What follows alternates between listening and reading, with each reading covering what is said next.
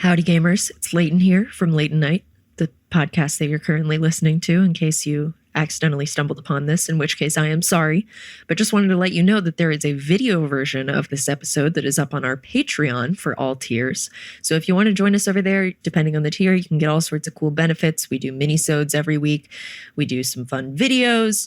You get access to our fan Discord, and overall, it's a really lovely time, and we would love to have you there. So, without any further ado, here is the audio version of this episode. So if you want to do the video version, you can go to patreon.com/Leighton Night, or not. It's really whatever floats your boat. Anyway, episode...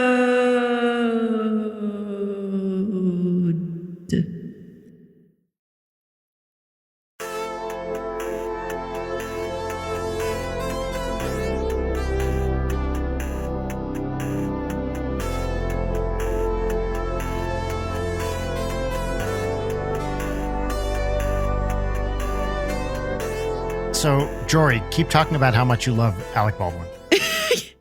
I think that it's a complicated case, and I think that if we're going to make it a study of character, then I think that he's shown himself to be a model individual who's never had any kind of record of acting irrationally or bizarrely or being terrible towards his children. Yeah.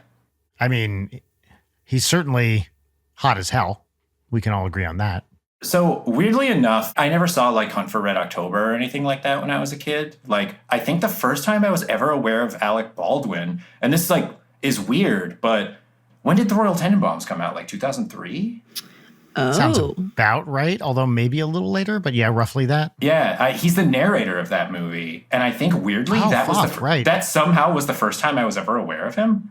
Like, even though he had very interesting. Yeah, like tons of significant movies, obviously, before that point. But I think somehow that was the first time I ever really heard his name. For me, I'm pretty sure it was Red October, because that would be my appropriate age movie. I think that's his first blockbustery thing that I'm aware of now in retrospect. For me, it was 30 Rock, because I started watching 30 Rock when I was in sixth grade. Oh, my God. And I thought Liz Lemon was so cool. Wow. I can't imagine what it would be like to have that be one's first exposure to Alec Baldwin. Because to me, the whole point of 30 Rock was he's not the Alec Baldwin he used to be. He's older. He's got a little bit different body type. He's more stentorian or what, Yeah. He's a different figure than he used to cut. And part of what I enjoyed about that character was how it related to the Alec Baldwin we all used to know when he was, 20 years younger or whatever. But of course, you wouldn't have known that. Nope. I was just like, wow, funny guy. Neat. Yeah. I was thinking about this recently. I think it is very interesting, with these stars that have long careers, how you check in at different times. And some people only see the old stuff first. Like, there's an actor who is working into their 70s and 80s, and that's the first time you know them. You're not even aware of, the 100 movies they shot ahead of time. And it's a totally different thing. A couple big examples for me are Michael Rooker, who it's I saw Slither, and that's the first time I think I ever was aware of him. Or Harry Dean Stanton is a real big one. Yes. Where it's he has so much stuff that I still haven't seen. For me, that was Repo Man with Harry Dean Stanton. Was the first Harry Dean Stanton movie I ever saw. I still haven't seen Repo Man. So much praise for Jory, can we watch Repo Man? I've never seen it.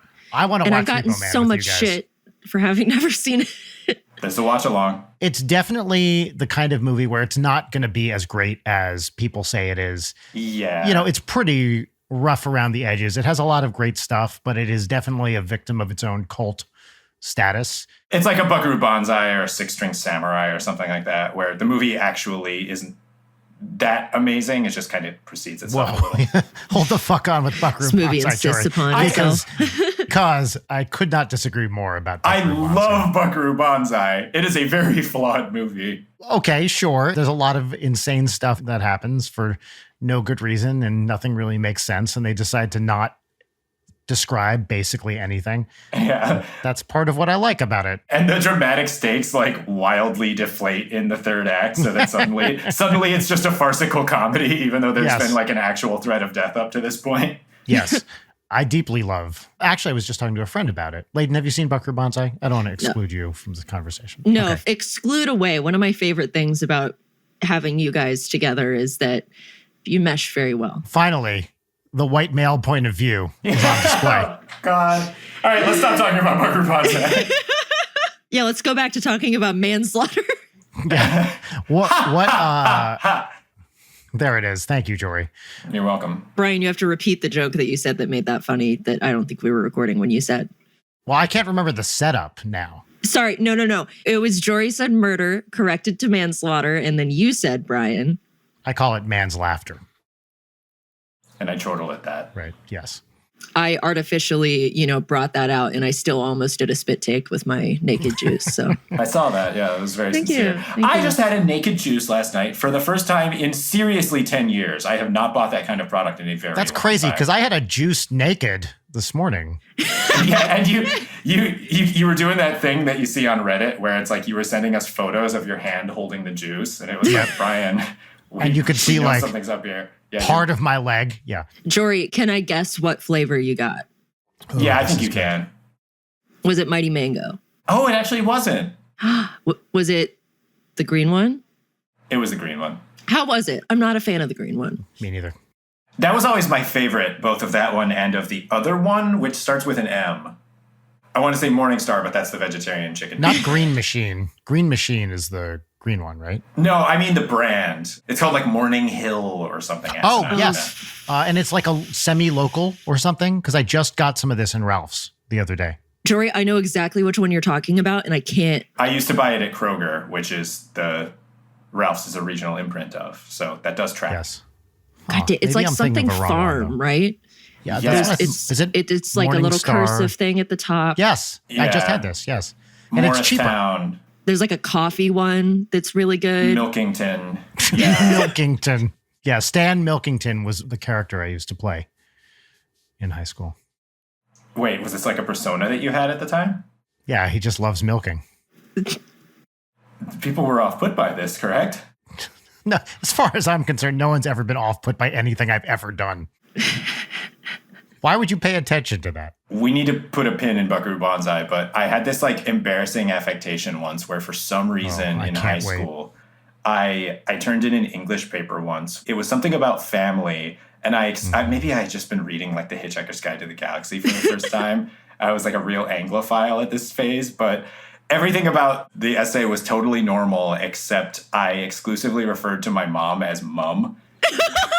And I remember my English teacher calling me on it, like this was supposed to be like from your POV. Did you really call your mom Mum? And I remember I think I'm a pretty good liar when I need to be, but I remember very plainly what a terrible job I did of lying, where I was like, yeah, I called it. Thinking back on it now, it's like, why did I do that? That is amazing. I don't want to dox your mom, excuse me, but just knowing your mom's name and just the general aura, the idea of you calling her mom is very, very funny. That's incredible. Okay, let's talk about affectations we've had, because this is very interesting to me. Okay. There was a period in college where I got really into using boss as like a slang word meaning cool. Like, oh, that's boss. That's boss. Yeah. And it was not in fashion at the time, which you can tell because it was a thing I was doing. That was probably like 80s slang. And I remember someone once calling me out. They're like, are you from Texas?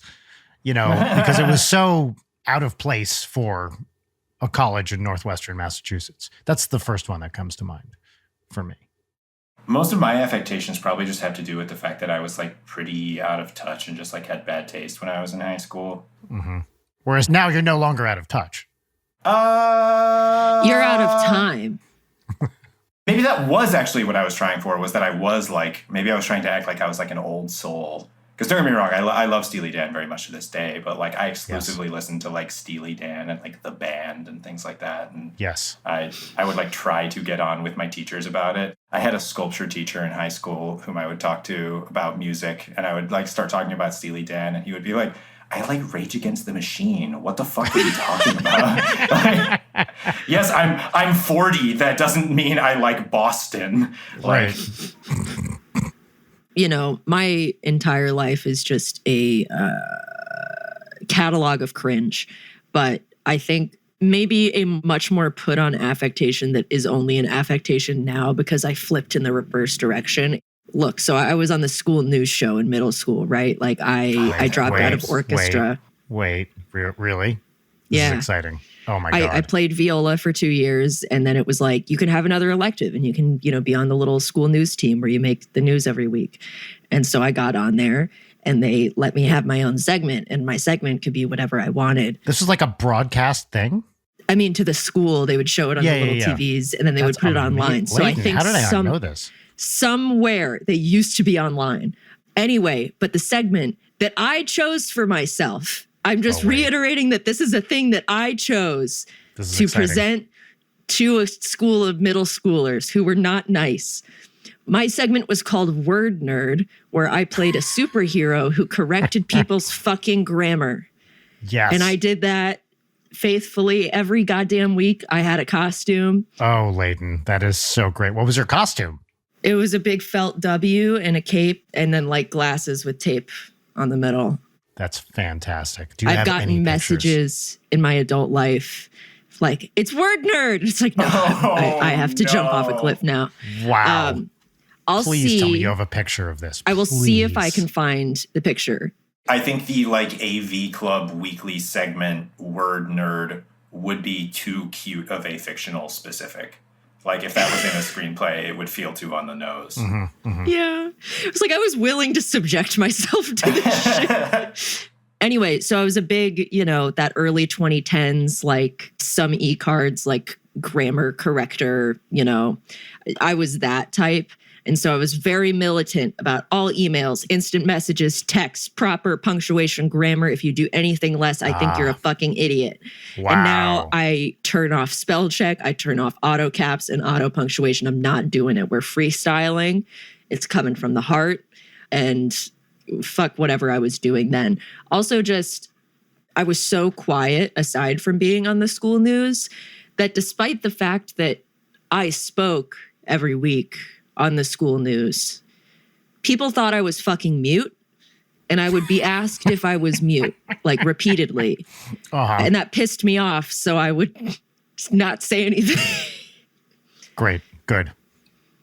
Fun and cool. I'll see if I can find a picture of Word Nerd. I love that. I love that for you. I love that for all of us. Yeah, I had my Jesus sandals. I had like rope sandals that I wore all the time. Hemp? I think so, yeah. I got them from a yard sale. I can't picture what you're talking about. They were just sandals that were made out of rope. I thought they were really cool. They were not. The like Tiva style sandals? Like what is the style of this sandal? No, it was almost like a flip-flop. Like, Send me a picture of a foot. Yeah, hold on. Let me boot up MS Paint. Great. I want to post some vacation pics, and I was looking at it and I was like, this is a fucking cornucopia of feet. I can't post any of this shit. Yeah. It's a Footopia. What hell? Brian, you're still all about that wiki feet, right? Am I all about it? I mean, I think about it basically every day, all the time, but I wouldn't say I'm all about it. Yeah, I mean it is like specifically your obsession with your own profile. Well, you know what? I honestly have not checked. I guess this is a good time to do it. I'm we're all doing it as fucking we here. speak, and I apologize for looking at my phone, but I haven't looked at WikiFeet Men, of course, for a while. I got good news, my man. Oh, you holding steady? All right, you know what? Yeah, break it to me. I'd rather hear you break it to me. Actually, you know what? I guess I don't know what it was the last time you looked, so I don't know if this is an increase or a decrease. 4.91. That is really good. Oh, that is shit. Really good. I think bizarre. This looks like the same pictures I had before, I think. Yeah, those are good feet. That's a good rating. Okay, now let's look at Dan. Oh, shit. 4.9. Hell yeah. Fuck you. Holy fuck. 4.9 what? Just 4.9 Just flat? 4.9 straight. That feels engineered, frankly. Edged him out, baby. Okay, I've done a very good drawing of a Jesus sandal that I will text to the thread now. Great. I want to reiterate that this was made of very itchy, uncomfortable rope, and I don't know why I loved them so much. Oh, yeah. Okay. I actually, Great. I do 100% Yeah. get what you mean when you call it a Now I Jesus understand. sandal. Yeah. This is a hot pick. Thanks, yeah. Well done, pick. Mouse? Or do you have a Cintiq off camera? Oh, mouse, yeah. Hell yeah. Well done. Wow. I do have my tablet that I had whipped out, and then it just was not plugged in. Now, I want to billboard something that's going to be mentioned later in the show. I have a tablet update for you, but I'm not going to say what it is, but it's not good. Can I reschedule this for 2 a.m.? Or is it going to force update? Yeah. Well, wait, are we plugged in? It wasn't plugged in last night, so it wasn't able to update. Yeah. It's a really good bit. Thanks. Thank you. We diverted from the original question of affectations and also Buckaroo Banzai, since you're so fucking desperate to talk about Buckaroo Banzai. Oh, I'm very excited to talk about Buckaroo Banzai. I'm trying to think of other embarrassing affectations I've had. I've had 48 years to have embarrassing affectations. Nothing will be as embarrassing, and this wasn't mine, so this doesn't count, but there was a guy I was in a science honors program with, like when in high school. We didn't go to the same high school. It was like a regional thing, and that actually was at Columbia, and I think it's still going on. Anyway, this guy who had no, as far as I could tell, German heritage would constantly scream "Ach du Lieber" whenever he got excited about something in that classic, like, nerd way. I will always remember that as like a really standout affectation, where even at the time, as a walking catalog of annoying behaviors and affectations myself, I was like, that's a little much.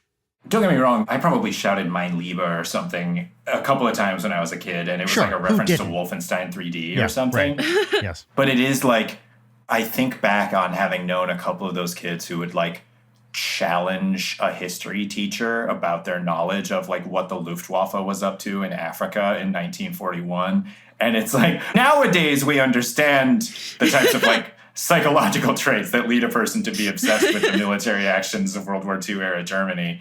And I think back on that, like, I don't know how to assess that on a case-by-case basis. Well, for me, those were like my friends in middle school. I was token girl that was also token girl who was easy to bully. And you're a token, right? Like, yeah, token, you know me. I was super token the weed. Is that a Boston song? Yeah, token the weed. Yeah. Well, no, token. Smokin'? Is Smokin' a Boston song? Hold on. You're not thinking of Steve Miller, are you? Is that Steve Miller? Well, I understand he's a smoker, a joker, and a midnight toker. I feel like I'm looking at my phone a lot in this, but there's just some Googling to be due. Yeah, it's the song Smokin' by Boston. Okay. Wow.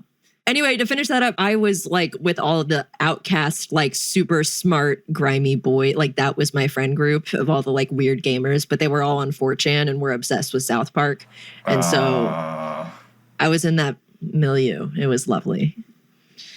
Yeah, I was in it was nerds, mostly centered around my math class. Everybody in my class, except one other person, was a year ahead of me. And so we did a lot of socializing with that calculus class. We were all on the cross-country team together. It was a lot of fun. I was a teacher's pet up through like middle of high school when I got my first, I forget if I ended up getting an F or if I just got a D in chemistry, like AP chemistry. And that just like broke my brain, and I never tried ever again. Like, I recall a nickname that I had in my calculus classes in like senior year of high school, where somebody called me Sleepy Jory, because I would just go to that class and just deliberately go to sleep. I would just put my head down on my desk and sleep through the entire thing. That's basically a Rick and Morty character. In that it's a thin, hackneyed premise that you can't lampshade until it's not. Yeah. Yeah, it's just those kinds of classes, perfect for napping. Chemistry was also my breaking point, where I was like, wait, I'm not good at science because now there's math in it, and this sucks. Okay, was this when you had long hair? I mostly had long hair in college, which is maybe even more damning. Yeah. But I had like a shoulder length mop at the time. Wait, were you a pony guy? I was a waist pony guy. Like, Whoa. It went all the way down. I was like shoulder blade level. I'm fucking impressed. Real fucking cool. That was me. I bet. Did you wear glasses, Jory? Nah. I think power of suggestion, maybe brought on by some kind of Munchausen by proxy, thought that I had bad vision when I was a child. My God. So I had a glasses prescription for a number of years. And then I was like, that you didn't need? I don't need these. Yeah. That's amazing. Thanks, Mumsy. And I still have very good vision to this day. Yeah. Wow. We keep almost returning to this Buckaroo Banzai thing, but I have a question. What are some of your favorite or most impactful needle drops in TV and film? This is so fun. I was literally just thinking about this and listening to the song. Okay. Asterisk next to this movie. It's at the end of High Fidelity when he puts on, I Believe When I Fall in Love This Time It'll Be Forever by Stevie Wonder. It is as like the last scene in the movie. That song rules. And as like a final like capper on the whole thing to just go out on that, to this day, it's one of like my all-time like, wow, that just like buttoned everything up really, really nice. And I love that song independent of that. The asterisk on that movie is I'm pretty sure if I watched that movie again now, I would find it intolerable, but maybe not. I don't know. Winning performances top to bottom, I think, like, redeem it. And the other thing I was thinking about that movie in particular is when Jack Black at the end of High Fidelity gets on stage with Sonic Death Monkey and sings, we didn't know who he was. And we as a culture did not realize he could sing unless you've been like paying attention to, I don't even know if the Tenacious D stuff was out at that point. I think it probably was, but I'm not sure. I think the HBO show was already out. But I didn't know about it. Yeah, and me neither. It was one of these rare moments where, you know, even 2 years later, that would not be possible. But it was like what the fuck? Oh my God, where did this guy come from? Like throughout the whole movie, he's this like annoying, all talk, you know, kind of character. And then when he comes in and actually brings it at the end and can really sing, that was a very special moment in history where he was just about to really break and kind of took off. Anyway. It's also, I think, a very, very sweet character beat. Like it's a very fun reversal of expectations from him being such a shithead throughout the movie. I also remember in High Fidelity, I remember seeing that movie and going in thinking, wow, John Cusack hasn't done jack shit like recently. Like, where the fuck has this guy been? Which now is like, maybe it had been a year since his last movie, but he was so iconic for, like, you know, Say Anything. And even when he was in Grosse Pointe Blank, I remember thinking, wow, what the fuck has John Cusack been doing? Nothing. And now there was like 2 years in between, you know, his last movie or something like that. Yeah. Anyway, sorry. So that's my needle drop answer, is that end of High Fidelity. Great what answer. About you, Jory? I might just be thinking about Buckaroo Banzai. Hell yeah, you are. One of my favorite needle drops in a movie is the ending credits of The Life Aquatic, which is like kind of an asterisk on the movie. But that movie's closing credits are like a shot-for-shot ripoff of the closing credits of Buckaroo Banzai. Yes, correct. They're set to Queen B word of the bitch, which is a word I You can say it. Let Jory say bitch. No, wait, hold on. Let's get it clean. No, just say, as an ally. Okay. Jory is being an ally. That's true. So he's nodding his head, yes. Say it like an ally would say it. Queen. From the David Bowie album Hunky Dory, which is a song I really love a lot now. But I think that was probably the first time I had heard it. And I think it's a very well done homage to Buckaroo Banzai. Some of the best ending credits of all time are the Buckaroo Banzai end credits. Absolutely. Yeah. Have you ever been on hold and heard that song? No, have you? Yes. What? I think it's actually I use the mobile phone carrier Ting. It's like one of those pay-as-you-go ones where they like piggyback off of T-Mobile. Okay. And I'm pretty sure they have that song as their holding music, which is pretty dope. Incredible. That's great. Yeah. Leighton, needle drop? I do not have a definitive answer to this question. The reason I thought of this question is because I was thinking about that scene in Manhunter where William Peterson as Will Graham. The shootout at the end. Bursts through the glass to Inagata Devita. And it's so fucking awesome. Great. It's amazing. Mm-hmm. It's so good. So that's a big iconic one for me. Also, I've been talking about this movie and this particular scene for years, and I've just come to accept that nobody will watch it or will watch it and be like, that was fucking stupidly and led me astray. But the total eclipse of the heart pool knife fight scene in The Strangers 2, Pray at Night, better than Baby Driver. Baby Driver fucking wishes. Also on that note, I hate Baby Driver, and I think all the songs selected were fucking mid. I've never seen it. One of my spicier takes tends to be, and of course, I think the lukewarmness of what I'm about to say probably speaks to how spicy my takes are. Edgar Wright, man, I don't know. He seems awesome. I really like him as an individual. Yeah. Wait. You don't like the Simon Pegg, Edgar Wright movies? I liked Shaun of the Dead enough at the time. I like how kind of nasty it is. But yeah, Hot Fuzz, I think. Oh, I love Hot Confuses me. Fuzz. I love Hot Fuzz. Wall to wall, great jokes. It's full of amazing jokes. I just think as a movie, I just find it kind of confusing. I also do not like the Cornetto trilogy. I don't understand the appeal. Jory and I have spoken about this, that I like how kind of mean Shaun of the Dead is at the end. Scott Pilgrim is my favorite of his, and even that's dubious because that's a real like nostalgia one for me. I like that movie a lot. I wouldn't call that dubious. I think it's a fun film. I think Jory and I are aligned on several different strains of deeply contentious takes that I will not call out. Some of them. No, call them out, please. No. Oh, there's one in particular that would really piss you off, Brian, and that's going to make you beg for it. You have to tell. And I'm not going to tell you. I'm not going to tell you. Please tell me. Please. I also don't know what you're referring to. So. You can't say that and not tell me. Jory, check your Discord. Just tell it. Oh, yeah, I don't know. That one is like, no one can reasonably be offended by that. Come on. Except maybe Dr. Brian White. Except the one other person on this call. Come on. Tell me. Brian, I am going to tell you the thing Leighton texted me in a way that I'm trying to be as diplomatic about as possible. Okay, yeah, tell me, so, please. I promise I won't be mad. Anytime big exciting news comes out involving astronomy, any kind of like long range, like lunar at lunar. Jesus Christ, I'm so nervous about saying this, and I'm trying to find the words. Jory, your eloquent defense of your position is already winning me over. I'm falling apart here. Any kind of like telescope imagery of like far away galaxies and things like that are so beautiful. We all feel very moved by them in that like tiny blue marble touching the face of God type of way. Okay. If you say you don't love these with all of your being, I'm going to explode. My reservation about them tends to be, regardless of the potential beauty of space and the things that we might just be able say to your accomplish. fucking thought, Jory. Just say it. You don't need to qualify it. It's just that there's it. people starving on Earth, and whenever I see stuff that's like space-based, I feel a lot of dread about the state of life on this planet. I think that's fair.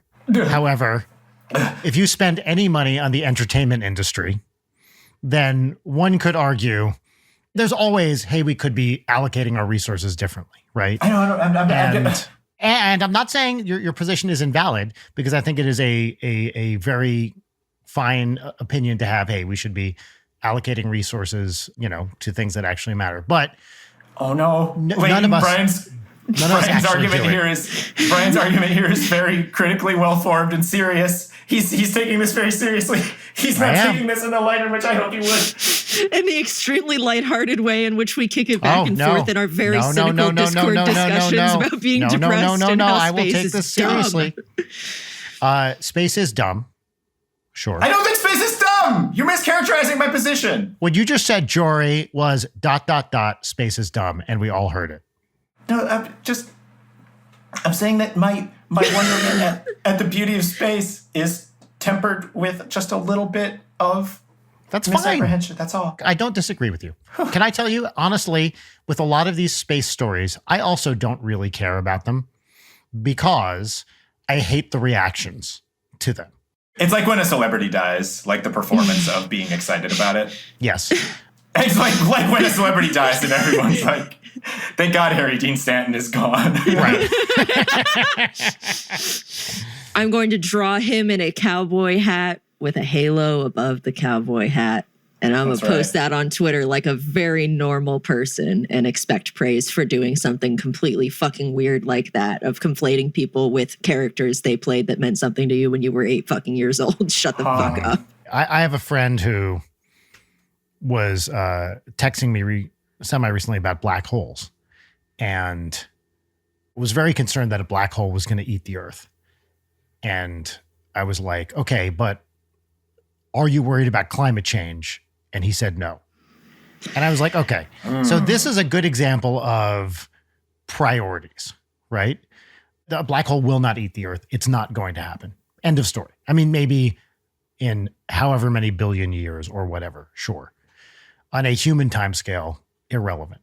So there's an interesting question of priorities here, which I think is a good discussion to have. So I like this conversation. I don't like the fucking attitude you brought to it, but that's a separate Jory, thanks for falling on that sword. I did not intend to put you in harm's way. Just sorry, Leighton. No, I think it's valid. I think it's valid. Have we talked about the other one that I mentioned in the Discord? Oh, the other one I have way less apprehension about being. Oh yeah, I also have no apprehension. So Leighton texted me two things, and space was the one I was worried about, which again, I think space is beautiful. I just think that black hole thing is a perfect example of the type of priorities that can be misplaced there.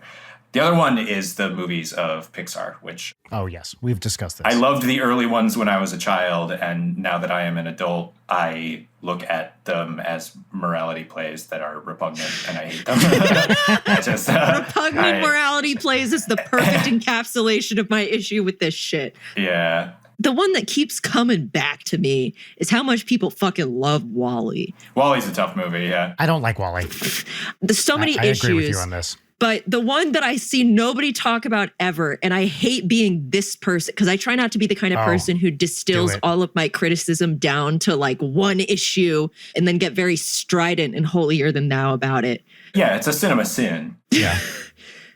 But the major message of the movie is fat people are bad and lazy. Yeah, 100%. I thought that and when I watched for comedy. Like, are you fucking joking? I could not agree more. It is one of the many things I don't like about. I generally like Pixar movies. WALL-E never did anything for me, and that was a big part of it. It seemed cruel in a way that was completely unnecessary. There is a very bizarre vein of cruelty in the Pixar movies that I think, Jory, you have a really good example of with Up, particularly. Yeah, Up is fucking inexplicable, man. So, because like a lot of this stuff is like in retrospect, where it's like, I think the first time I saw WALL-E in theaters, I probably liked it quite a bit. And it kind of is like upon decades of reappraisal, or decade and a half. Up was the first one that I saw in theaters that I was like actively repulsed by, where their movies, like they have these like weirdly rounded corners when it comes to like the integrity of their storytelling, where I think that they are pretty universally lauded for having well-realized villains who then suffer terribly and die as a punishment for their crimes. And you're supposed to be like, yay! Yeah, and I think that in the case of Up, that movie has the fucking opening sequence that everybody creams their jeans for. That's like so like yes, that's exactly what happened to me. I creamed my jeans when I saw it, and I was like, why am I coming so hard when this old lady dies? Everybody's creaming their face jeans. Yes. Jarek, either cut me saying that or double the volume on me saying that, however you feel is appropriate. But we spend so much time talking about how tragic our protagonist is, and then we move on to introducing that our antagonist is tragic in almost the exact same way. And they both have manifested that in almost the exact same way. And then we're happy that one of them does a big Disney fall and dies. I don't understand the choices in those movies at all.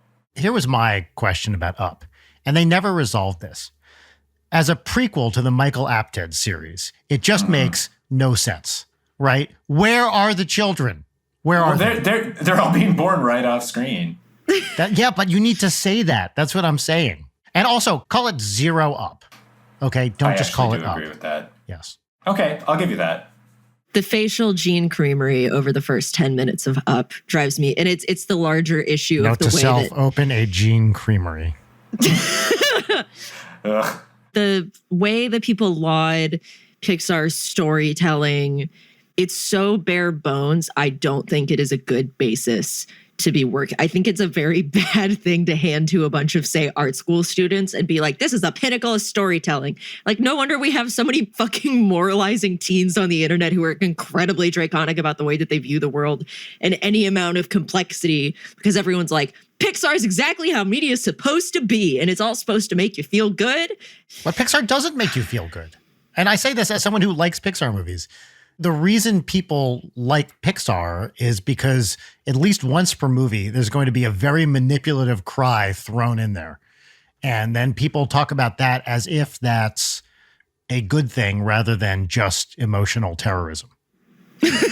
Pixar's emotional terrorism is the headline for this episode. I will say the one very, very manipulative Pixar moment that will forever work for me is, what is it, Sarah McLachlan, When She Loved Me from Toy Story 2. Yeah.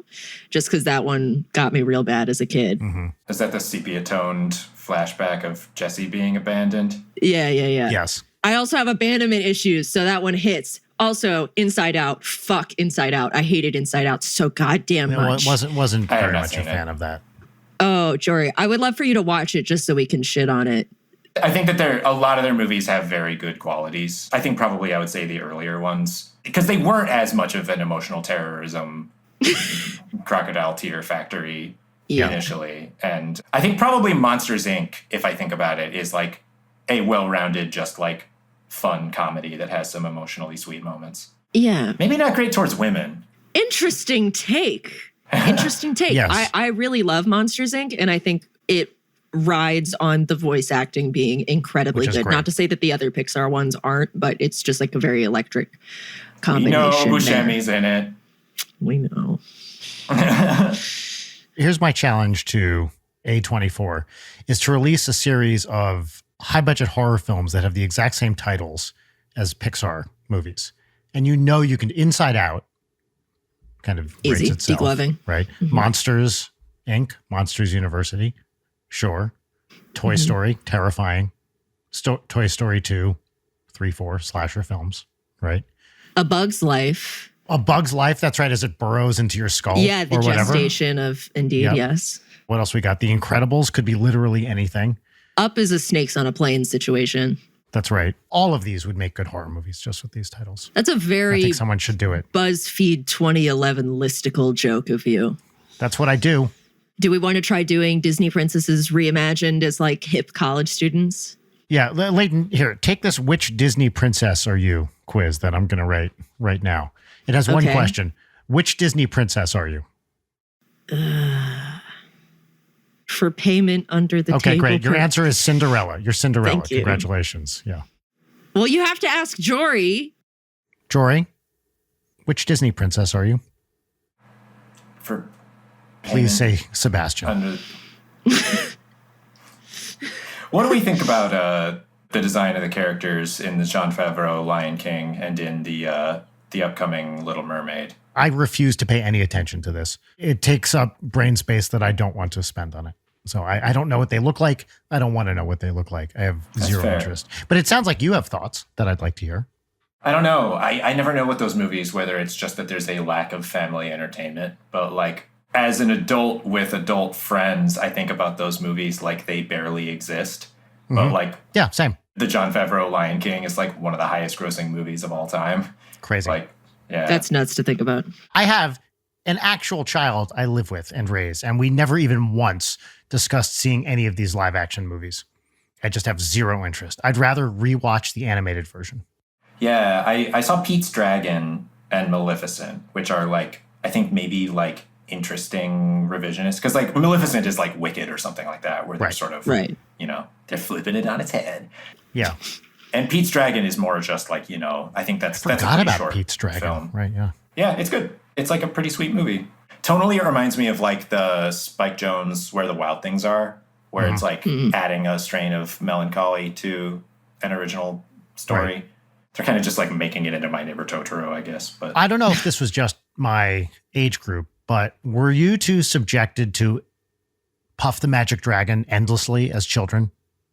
I think it was like my 5th grade teacher. For some reason, the 2 songs I remember them playing for us were Puff the Magic Dragon. Yep. And Killing in the Name of. Is the song called In a New York Minute? Is that a Don Henley song? In a New York Minute. Yeah. Is that Don Henley? Plausibly so, but I don't know. Yeah. Yeah. But just like trying to punctuate their lessons with like things like that, where it's like, I don't remember what she was trying to teach us with Puff the Magic Dragon. It's pretty bizarre. That song it's smoking school. Sucks. I was subjected to the song a good bit as a child, yes. It's just why it's exactly okay. Here's a spicy take that many people disagree with. As a creator of children's music and children, I do not like that a lot of children's music is folk. I hear folk children's music and it makes me want to claw my ears off. So much of it is exactly the same person and a guitar type stuff that it drives me nuts. Now, there are a lot of people doing other stuff. We certainly try to do other stuff. My band, lots of other great bands do. They Might Be Giants, amazing kid stuff, like lots of counter examples out there. But there's so much fucking folk children's music. I don't get it. Why are we doing that? Can we just move on from this genre? And I imagine it's very new, very manufactured with none of like the character or history or like person with a weird voice that is actually or like narratively interesting things happening in the folk songs. That's like shit that is actually good about folk music. Yes, that's right. That's right. Or the other way it goes is it gets very preachy. And it's like trying to teach a lesson, whatever that lesson might be, which, okay, fucking fine if you're going to do that. But when I hear a kid's song, I want it to be silly and fun. I don't want to, even though I care deeply about the environment, I don't want to hear a kid's song about saving, the environment or whatever. It's like, no, there's other places to do that. Yeah.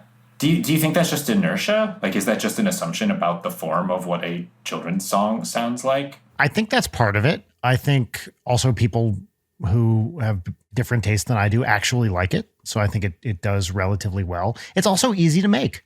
If you're one person making kids music, all you need is a guitar and a voice and you can do it. But you don't hear as much, like voice and piano kids music. It always seems to be like guitar or ukulele and voice. Right. The ukulele is especially... That was a choice that someone actually made to be like, this song needs a ukulele. And there's a time and a place for ukulele, which can be a really great instrument when used well. But often it feels engineered to be like extra twee. And I can barely make it to twee. I can't get to extra twee without getting upset. I think I agree. I've made this joke to you, Brian, now probably 4 times, but we were walking around late at night trying to find a place to eat after Creator Clash. And there was a guy who was doing live music outside of a certain place that was open.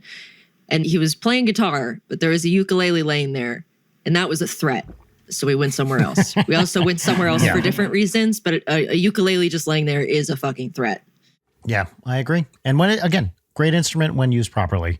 But, ooh. Yes. I think like maybe is part of that also just like those songs broadly kind of have to be soundtracks for like a kid falling asleep. Like they sort of have to serve the purpose of a lullaby. Maybe. I was thinking about that with those records that are like Metallica, but for babies. Twinkle, Twinkle, Little Rock Star. Yeah, that's so lame. Because it feels to me like it's like, I don't know, just pick a playlist of actual Metallica songs. But I guess maybe, I'm not a child psychologist. Maybe that could destroy a child's brain. No, it can't. Come on. I didn't think so, but I don't know. I've never destroyed a child's brain before. I don't know the specifics of it. But I do think, generally speaking, I don't think it's the instrumentation necessarily. I think it's the tempo, right? And so clearly that's not entirely true. You can do a slow thing with like insane power chords and heavy distortion. Yeah. It's probably not going to be relaxing. I feel like No, that They Might Be Giants album is pretty much just a normal They Might Be Giants album. Yes, 100%. And it's great. Yeah, and their other ones are a little more slowed down. Yeah, kid tempo, yeah. I love No. I used to play that for Audrey all the time. It's a great album, start to finish, whether or not it's for kids.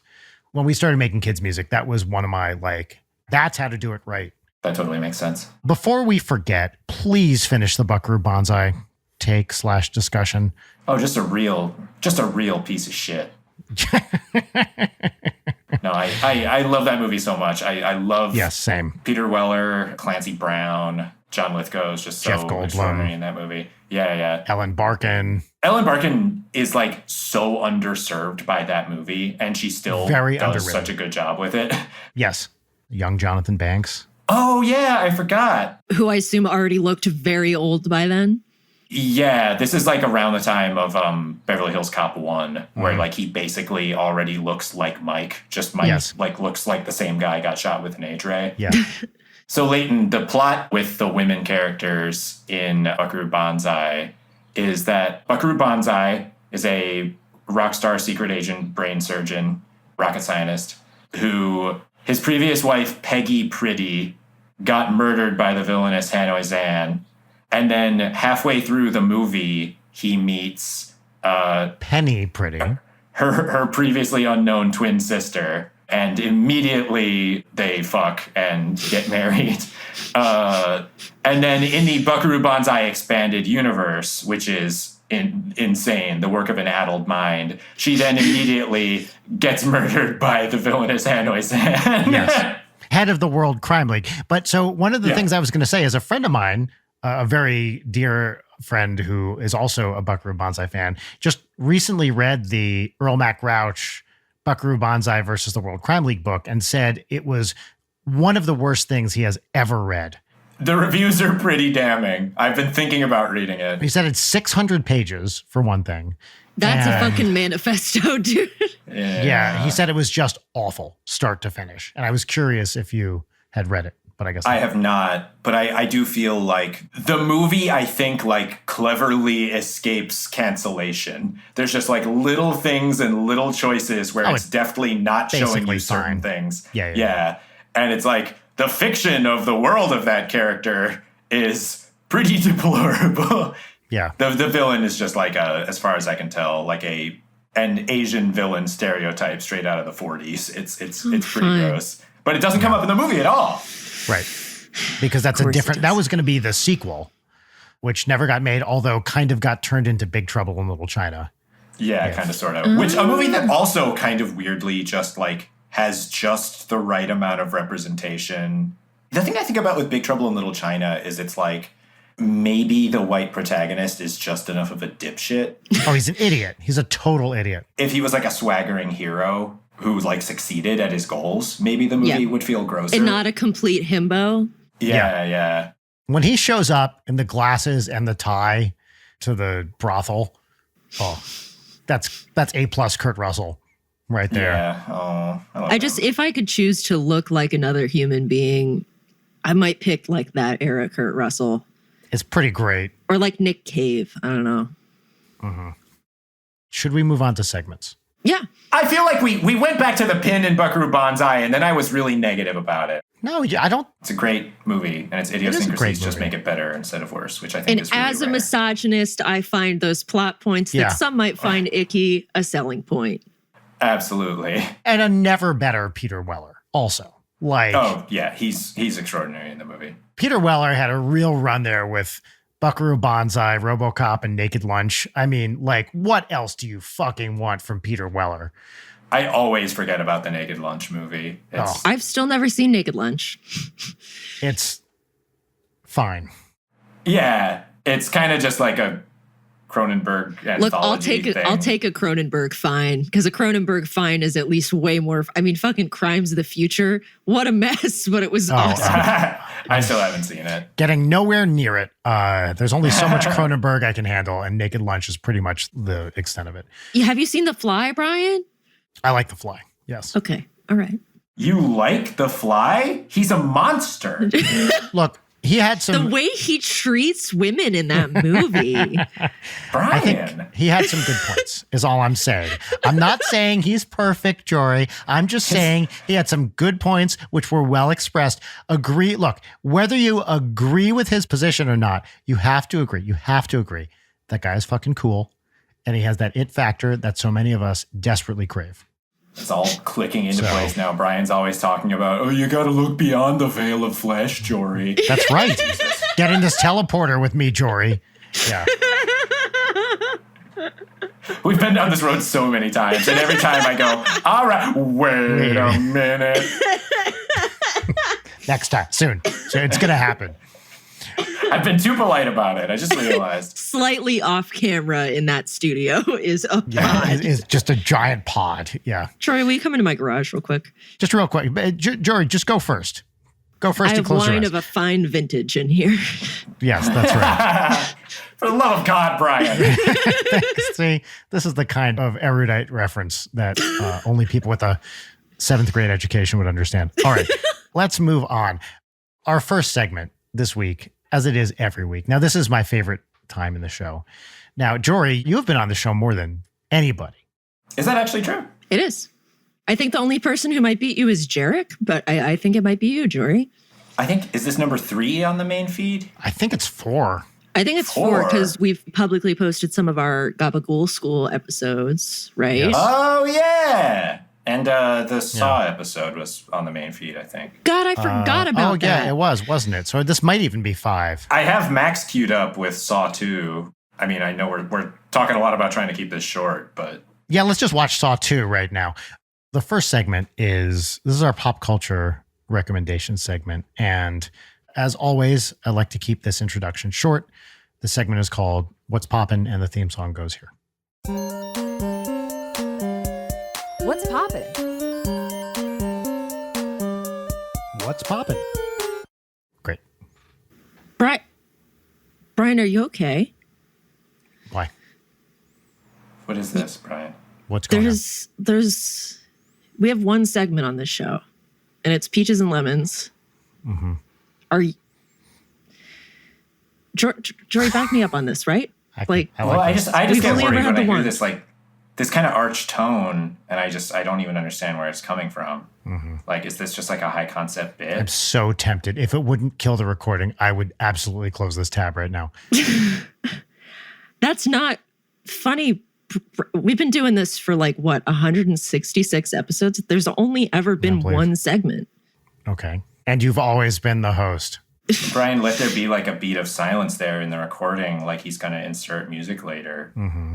Now, Brian, did you hear the music in your head when you said that? That's what I was wondering. You guys can't hear that. What's poppin'?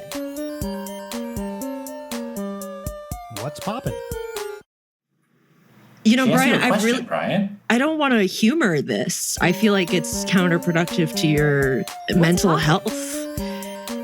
Why are you just sitting there? What's poppin'? First of all, I reject the notion that I have mental health. Second of all, I think that's a pretty concerning thing to say while we're inquiring about your general well-being, because you're claiming that there have always been 2 segments on this show when there's clearly only ever been one. Mm-hmm, mm-hmm. Leighton, Jory? can we talk about how you're trying to gaslight your friend Brian? You motherfucker! What is this? Thank you. I'm Jory. so confused. This is the kind of betrayal that I was hoping to see. Shifting alliances. That's what happens on this show. Jory, how could you do this? I can tell. Wait. Okay, so here's the question. I assume you communicated about this during or before the show, because it was really great. No. My last 3 Discord messages are space, Pixar, and ill-conceived bit.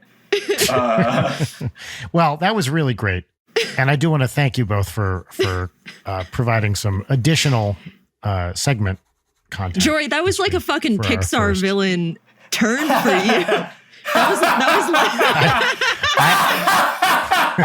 was Is there anything you can fall off of, like a high position, and Just then the die. audience can Just die. clap and No, be like, I'm going to live forever. I'm going to live forever. Maybe Unfriended style. We can just see a hand. Close it, right? Okay, we got to talk about the Unfriended movies.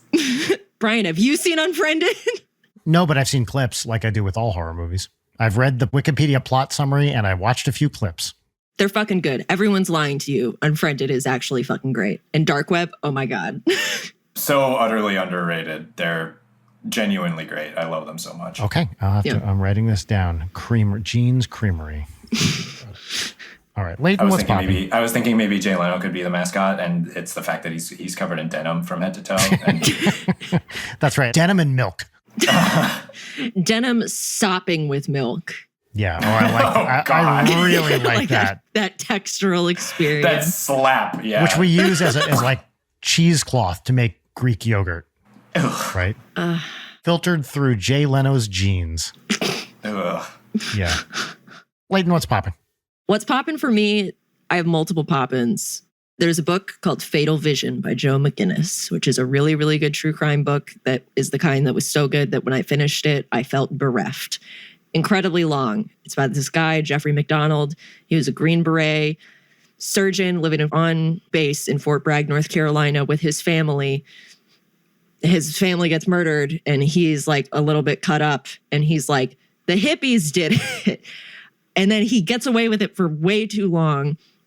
And the like author of the book corresponded with and like was with Jeffrey McDonald during his trial when it finally fucking went to trial like 9 years later. It's riveting. It's so good. I love Family Annihilator true crime stories. They're baffling and fascinating, and I think like that and Munchausen by proxy, like the psychology behind those are the most interesting to me. Anyway, that book, really good. Fatal Vision, Joe McGinnis. Other two brief ones, a podcast called Pod Yourself a Gun, which is the Sopranos rewatch podcast. Oh, wow. Okay. That I found because one of the co-hosts was on the like 6-parter Joseph Mengele Behind the Bastard series. And I thought he was very funny and said that he has a Sopranos. You laughed, Jory? Yes? It's just I was like, wait, there's no essential undercurrent of unbelievably bleak darkness underneath this pick. So we got to Joseph Mengele. So yeah, so Pod Yourself a Gun is really good. Like LP from Run the Jewels is a guest. Like they get really good guests. Really? So you just get to listen to him talk about the Sopranos, and he's like a huge Sopranos head.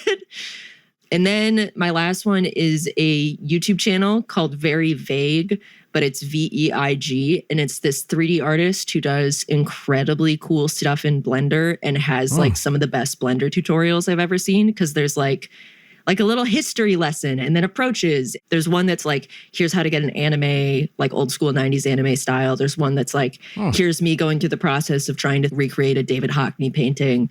Just really, really cool. And I was very inspired watching that person's stuff yesterday. So those are my 3 poppins. And I'm sorry that I took up so much poppin space. I love that's dope. Jory, what's poppin'? This wasn't my Let's Poppin', but a podcast I have very much enjoyed over the years, which I think has an entire season that I haven't listened to and don't remember the context of. But Open Mike Eagle has a podcast called What Had Happened Was. Yes. Where the first season was about DJ Prince Paul, and the second season was about LP. Yeah, Prince Paul was so fucking amazing. I love that season. The LP season was also really cool, and LP is like an amazing podcast guest. And like, it's basically just like a very, very long form interview. It's like 6 hours of just going through the person's entire career, and it's tons of fun. It's really cool. I had this one in mind as being one of the things that I would pick. There's a 20-minute short film that I watched yesterday called Gone Fishing. It's directed by John Mackey of Big Grande and written by him and starring Dan Lippert from Big Grande, famous for playing Bill Welton on CVP. Of course, yes. And also co-starring Mary Holland. Oh, she's great. It's just like a very, very, very cute, like romantic comedy type of vibe, but just with like very, very funny LA comedy people, just being very funny LA comedy people. And it just makes me wish those people could make a feature and make a bunch of money at the box office instead of just making short films on Vimeo or whatever. But very charming, very cool, very cute. I enjoyed it a lot. Nice. Cool. It's been, Brian? speaking of, yes, sorry. Yes, ask me the question you're going to ask me. What's poppin'? Before I get to that, I was just going to say the last week or so for Comedy Bang Bang, they've put out like 3 2-hour plus episodes because they have their book and the 14th anniversary. And I like Comedy Bang Bang. It does get a bit self-indulgent, but this is not my poppin'. These have all been winners of episodes with a bunch of really funny people having a great time. I think they're very winning. I stand no one, but I legitimately think the last week of Comedy Bang Bang and the Scott Aukerman overload might be one of my peaches for the past week or so. It's been really truly great. Been putting me in a good mood. And they're so long that it would be very easy to do those poorly, but they're very, very funny. High point was Sean Diston's Carl Tart impression on the most recent Comedy Bang Bang, which I thought was very, very funny. Okay. It was very good. My peach, actually, it is a comedy peach. Where's my Pete poppin'? from- My from pop. Fire- Yeah. Shut the fuck up. My poppin'. What is this? Hold on. Yes, Jory. I'm so sorry. Why I'm are not we taking indulging questions. this? Why I'm not- are we indulging I'm this? not What's taking popping que- thing? Don't even right now. Leighton, hasn't this charade gone on long enough? You chose your side, Jory. I can't believe you pronounced it charade when you should have been saying charade. I also pronounce it foyer. Foyer. All right? Like the hot thing that burns? What accent would pronounce a foyer? That's a St. Louis accent. Carry on. Yeah, thank you. My pop-in this week, what's popping for me, is the Craig Robinson, Claudia O'Doherty show Killing It on Peacock. It is so funny. It's a Luke Del Tredici and Dan Gore creation, the Brooklyn Nine-Nine guys. And anything Craig Robinson does is funny. He's one of these guys. Everything he says is awesome. Claudia O'Doherty, I think we've previously mentioned her on one of these. she's amazing. She has that like very cheerful insanity, which is extremely, extremely funny. Tim Heidecker is in it as like a motivational speaker. Oh. Yeah, his character seems like a real psycho. Rodney LaManca, I think, is something like that. Yeah. Mike the Spoonman Mitchell is in it. Yes, but a lot of really great people in it and just really funny, consistently funny. Good jokes, doesn't let up. It's about, the shtick is they, to make money, they go python hunting in Florida. And I would say maybe 4 out of 10 episodes in the first season actually involve snakes in some way. And they tends to, just be about other stuff. But love Craig Robinson, and he's in peak form in this show, which I think is very well written and acted and everything. Really like it. Damn. Yeah, Hell I yeah. watch that shit. Okay, so I have a proposal in lieu of the only segment on the show, which is Peaches and Lemons. Mm-hmm. Does that mean you're back on my side? I can't tell. There are no sides. We're all on the same side, and that's just humanity, baby. Well, fuck you in particular, Brian. Whatever side I'm on, I am on that side with Jory, and you are on the other side of it. Great. Whoa, yeah! We won!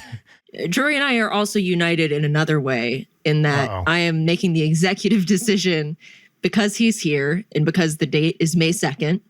And there's a certain thing that Jory and I have in common that will be out at a certain period that we probably can't say on this. But I did want to co-opt the final bit of this show. Oh, great. For shameless plugging of Jory's horror game that I also worked on. Yay! Great. So yeah, fuck Peaches and Lemons. It's homebody time, baby. Oh. Okay, We're good. not doing Peaches and Lemons at all? I don't have to think about 2 other things that make me happy? Before we do that, though, my lemon was going to be the thing I mentioned about tablet news early on. Can I just say my thing? Lemon. My thing? Can I just say my thing? It's not lemon. part of a larger segment. It's a standalone lemon, but I did mention I was going to say it. And it would be complaining. It would be breaking a promise to the listener if I didn't say it. Leighton, do you want to do your Peaches and Lemons title theme that you do? I don't know what you're talking about. Brian, you have free space to complain as you wish, but keep it snappy, all right? Well, okay. Look, Daddy likes a soak. I'm a bath taker. We all know this. Oh, boy, where's this going? I will soak. I'll take a nice bubble bath with some Dr. Teal's, some nice warm water, and I might watch an episode of Columbo while I do this. I was thinking of Dr. Bronner's. I was like, is that the one with the text all over Dr. the Teal's bottle? is like in the blue plastic bottle. Well, no, but Dr. Bronner's is in a blue plastic bottle. It just Bronner's also makes has a bubble bath? manifesto on it. Oh. Yeah, they do. Yeah. Okay, I didn't know that. Well, no, Dr. Bronner's you can brush your teeth with it. It's bubble bath, it's soap, it's laundry detergent. It's shimmer. Whatever you want with it. It's the stuff. Glorious The Stuff reference, Jory. A winner of a film, if ever there was one. So I was watching Columbo in the tub the other day, and I slightly jostled my iPad, and it fell into the tub. And I lost my iPad to the vagaries of water. And Okay, but was Peter Falk on the screen as he slid under? he fell onto my dick, and it was the single greatest moment of my life. Which side of his face? All of it. It was straight on there. Well, once I adjusted it, it was. This is a different story than the one you started telling. So anyway, This is troubling. I fucking, due to my own idiocy, I destroyed my tablet, which I've been taking baths, watching shit on an iPad for many years. It is shocking this hasn't happened before, but it happened. It finally happened. So RIP my iPad. But am I going to stop watching Columbo in the tub? You know I'm not. It's even more intimate now that he's been all over that dick. Yes, that's right. Yeah, well, he's part of a very exclusive club. You know what? With with the power of imagination, you can watch Columbo anytime you want with no That's threat right. of damage to property. Or You know what? That's a good point. And actually, I did just watch. I was watching them not quite in order because I did just watch Prescription Murder, which is the 1968 made-for-TV movie that came out a couple years before the series proper started. I had a nightmare the other night. This is my new segment. Get puckered out, where I share a citrus fruit that makes you unhappy. Uh-huh. But I had a dream the other night where I was at an event held by like an aging children's entertainer who My ears are burning. He was like, Brian. I mean, maybe. No, I don't know. I felt really bad about it. Never mind. Even just saying, well, maybe. That was such a mealy bit, and I still regretted it. It's fine. Oh, the way you just said it's fine was a very soft commitment. Anyway. It's fucking fine, Jory. Move on. Okay, thank you, buddy. I feel better now. Right. Okay, so I was at an event held by an aging children's entertainer where he was like doing My ears are entertainment burning. Fucking God. Well, maybe. But the Muppets were there, and the Muppets were like, everybody was just like not enjoying the show this guy was doing. And like, we were all adults, and like the Muppets are in their 50s, right? So it kind of. And then. Hold on. Wait, pause. The Muppets are in their 50s. I want to break down this statement. Did they look like they normally look, or did they look old? You know what? Actually, so the dream does involve the Muppets being a little uncanny. Okay. So maybe they actually did look a little old, but I guess I don't remember. Okay. But I mean, if they aged in real time, I mean, how old was Kermit? Kermit already had a nephew. It was when the on series 50 started, so years ago-ish, 45. They might be in their mid-60s. Or older. I mean, some of them were straight up adults, so some of them would be in their 70s, I would guess. Well, none of them are human, though. So they'd all be dead, is what you're telling me, Jory. So in the dream, I got like distracted and I kind of wandered off. And I remember I was like, this was some kind of social anxiety dream where I was really desperate to entertain. Like I was like really trying hard to be like a funny, affable guy. My ears are burning. I'm blowing that bad, but like I start to have like this like inner like second wind where it's like, you know what? I'm really going to impress these guys and be funny and likable. And I walk back out into the main room and I see Fozzie Bear walking by and I make some kind of big joke. Like truly, in my memory of what it felt like in my unconscious, this joke was a fucking winner. Uh-huh. And Fozzie Bear looks at me with like uncanny valley, like tear-stained, like red eyes, like just like devastated, like something horrible just happened. And I remember being like, whoa, man, are you okay? And he just like kind of wordlessly like walked off. And then I found out later that this children's entertainer whose party we were at murdered Jim Henson. And I don't know if the Muppets already knew this or if they were just finding it out. But then, like, I mean, of course it's a nightmare. So then I end up seeing like photographic evidence that this had happened, and it was like harrowing. So wait, in the world of your dream, the Muppets exist, and also Jim Henson is an independent entity? Yeah, I don't know. Maybe he had some kind of paternal like role in their lives. I don't know. So, Was okay, murdered yeah. by this By aging this children's guy. entertainer. Oh my That's God. right. And they were crushed. It was really hard to watch. This rules. It was awesome. Great. What was the joke? Do you remember the joke? Well, no, like, I mean, all the wind got taken out of it when I realized Fozzie was so upset. Because Jim Henson was murdered. That's right. He got off on a technicality, and now That's right. Now are the Muppets going to plot revenge on this guy? That's the I'd watch that. Death to Smoochie-esque story that we're yet to see. That's That right. is very That's Death to the Meet the Feebles style thing. Yeah. Yes. Exactly. Yeah. Oh, fucking I Peter Jackson. hate that film. I messaged Jory about this the other day, but my single dream image that's been sticking with me is it was a gas station. There was a car parked, and it was implied to be my car. This rips. I've thought about this a bunch since you told me Really? about it. The pump was in, and it was like nighttime, lit only by that eerie like overhead gas station thing. Doors were open, and then across the inside of the windshield, like it was written backwards if you were looking at the car front on, but so you could read it perfectly if you were in the car. And it just said all lowercase, "You are like other girls," smiley face. That's really great. It's really, really cool. So speaking of that, Homebody. What is there to say? Leighton, you were such an instrumental part to the game coming together, and I appreciate so much all the time that you spent on it and all the hard work that went into it. It's really meaningful to me. Thanks. Can you talk about what it is? But like people don't really know about it. So give us some context. Where in the Silent Hill storyline does this game take place? So it's kind of a side story. It's a lot like Silent Hill Downpour. In fact, it's identical to Silent Hill Downpour in a lot of ways, where we're just kind of exploring. You just put NBA Jam heads on all the characters. I prefer to call them DK mode heads, but yes, effectively the same idea. Yeah. I love puzzle games, and I love horror games, and I love narrative games, and I love slasher movies. And frankly, it just felt kind of like a combination of factors that weirdly had not been explored. So Homebody is a non-combat driven survival horror slasher movie, psychological horror thing. And it's a puzzle game? Yeah. It's got a pretty major puzzle element. It's the main thing that's kind of gating progress through it, because it's a slasher movie set in a time loop where we kind of use physical space as a...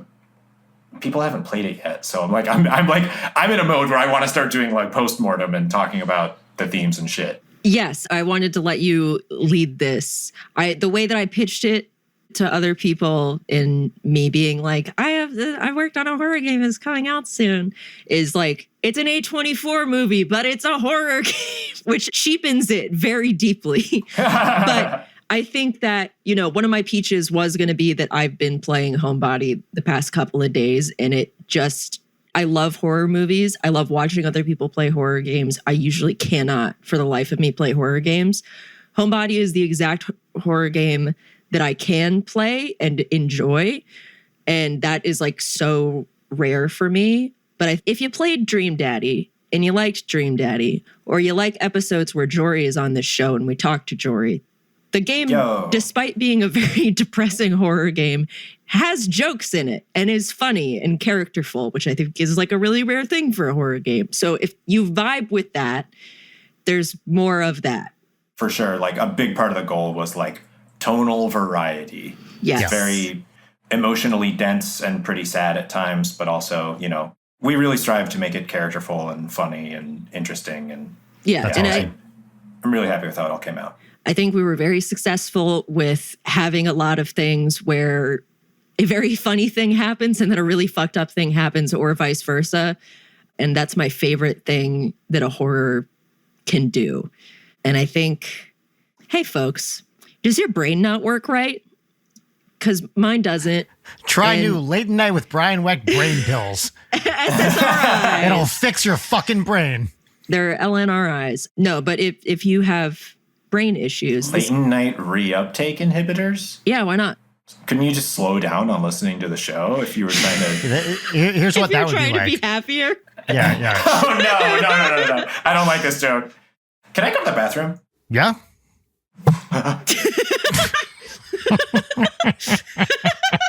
Will you keep that little moment in the video version? This is all so great. I fucking love Jory, dude. He's my favorite. He's the best. He's absolutely the best. Comedic genius. And also just a fucking sweetheart. We're going to positive shit talk him till he comes back. The moment he comes back, we both need to say something really horrible and nasty about him. Can we commit to this? Yes, I will absolutely commit to that. Okay, great. But you're the one who has to say it. You have to say the nasty thing. You go first. You go first. No, you're going to do me dirty like you and Jarek did on the Panda Express episode. I would never do that. You guys did me so dirty because not only did you hit me with that, but then you cut it out of the episode. So what was that humiliation I didn't cut anything. I don't edit these. You decided it wasn't going to go in the public feed because your old man ears were too overwhelmed by... I thought the audio quality was not up to our usual standards of excellence. Our usual standards of what? Cum jokes? Yeah. Oh, but excellent, you can take the cum jokes. Excellent cum jokes. But we can't take a little bit of a whooshy. Oh no, that's too much. That's too much for the sweet listeners' ears. If you want the worst quality audio, give us money. Look, I have no standards for jokes, but I have high standards for audio quality. And they're not cum jokes. there come explorations. All right. That's fair. Hi, Jory. Hello. What's going on? The ultimate power move would be for you just to not come back and let this roll and then unfriended close the laptop. I was really hoping that you were going to come back in time to catch me in the middle of screaming at Brian, which is what just happened. Wait, why? I wish I could see. Why? That's a good fucking question, Jory. Why was Leighton screaming at me? I never know, and I don't care to know. What's going on? What's going on is that I don't listen to women. That one is true. Yeah. I'm not comfortable commenting on this bit. Well, you can comment all you want. Whose side are you on, Jory? Which side are you on? Which side I'm on the are right you side of on? history. Whoa. And politics. Like Leighton said earlier, I'm an ally. Can we just get a real quick let's go Brandon from you? Please. All right. What I'm really excited about is to play Homebody. That's what I'm really excited about. Thanks, Brian. I'm really excited for everybody to play it. I have really turned a corner with it where, that point where you're working on something creatively and all you see are the flaws. Yep. Where lately when I look at and play the game, I just feel really happy and excited. I'm That's so awesome. proud of it. And I you really should hope people be, like it. Jory. We've been watching Yes. you work on this for fucking years and years and Yeah. years. And it's amazing. It's weird. Yeah, thanks. I'm super excited about it. Jory, these episodes with you are my favorite. It's just the best. I love having you on the show. But no, thank you for being a true high point of what we do here. These are my favorite episodes. And I love that we get to do them so often. That's so generous and kind. I really appreciate it. I'm always happy to be here too. Thank you very much. Thanks for pulling the biggest numbers that we get for any guest. And it's because you're the best. That cripples me. I can't handle thinking about that anymore. No, truly. Jory, you're one of my favorite people. It was such a pleasure and a fucking honor to work together again on Homebody. And I'm really proud of the work that we did. And our in-person writing sprint was highlight of my year. And I'm really proud and honored to know you. And it's, yeah. And I have to say, on a personal note, as an ally, it is nice to meet another ally. So, we should form a little club of allies and teach everyone else how to really fucking do it, right? I feel I've just been wandering through the streets of Los Angeles, Hollyweird, looking for an honest man, and to finally find one. It's right here. It's thrilling. Have you seen the newest Star is Born with Lady Gaga and Bradley Cooper? No, I haven't. Her character's name is Allie. And at one point, you see a big billboard with her face on it. And under it says Ally, except it's her name. But it's a giant picture of Lady Gaga that looks like it's just screaming Ally underneath it. It's my favorite part of the movie. That's very funny. Well, to all you allies out there, keep... Oh, boy. It's pronounced Allies. All right. I guess we'll see if I can next wishlist Homebody on Steam. Yeah. Please do. I would love for people to check it out and make me really happy. That just tied it to a personal, emotional thing. I hope you enjoy the game is what I'm saying. They're going Yes. to. Wow. They will. Bye, everybody. Goodbye. Goodbye. Leighton Night is produced by Brian Wecht, Leighton Gray, and Jarek Centeno. Follow us on Twitter at Leighton Night, on Instagram at Leighton_Night, or email us at leightonnight@gmail.com.